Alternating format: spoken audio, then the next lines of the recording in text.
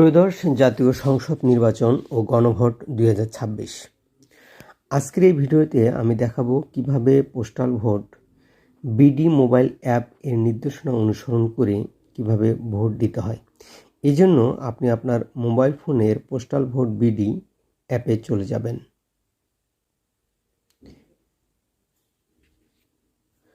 তারপর postal vote BD অ্যাপটি open হলে এগিয়ে যান এ টাচ করুন, লগ ইন করুন।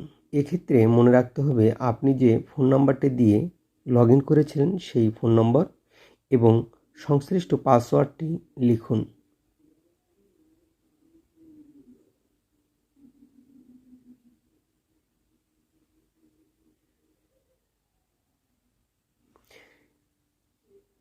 এবার লগ ইন এ টাচ করুন।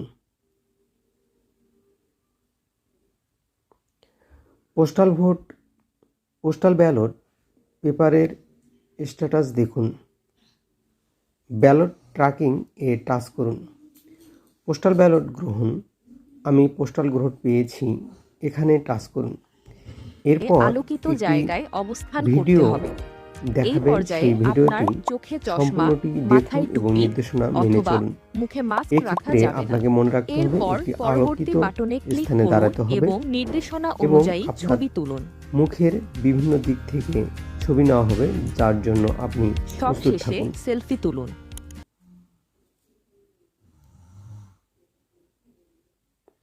সবশেষে সেলফি তুলুন। হাসুন,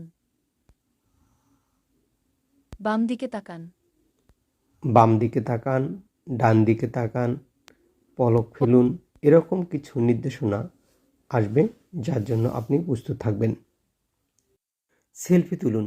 সেলফি তোলার পর বাংলাদেশ নির্বাচন কমিশন থেকে প্রাপ্ত খামের ওপর কিউআর কোডটি স্ক্যান করুন। তাহলেই আপনার মোটামুটি কাজ সম্পাদন হয়ে যাবে।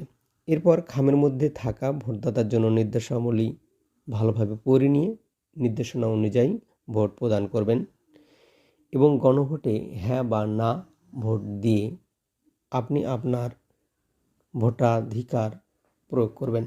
সবার জন্য শুভকামনা।